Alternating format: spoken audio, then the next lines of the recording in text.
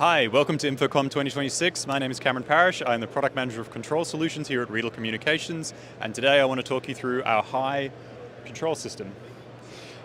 Here we have Hi, which is a control system for the media and entertainment industry, both broadcast and AV.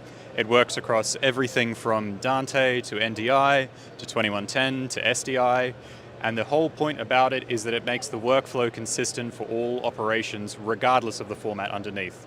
You can use it with Imagine, you can use it with EVS, you can use it with us, with our MediaNet portfolio, and for our users, it gives them the best experience regardless of the vendor, regardless of the technology.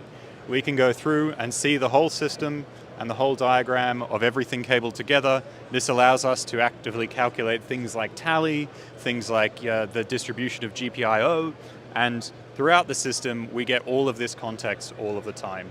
The superpower of Hi is our tagging. We give context using metadata for the system, and we apply that into the actual routers themselves on all of the sources and destinations. So here I can show you all of the sources that we've got in the system and all of the destinations as well.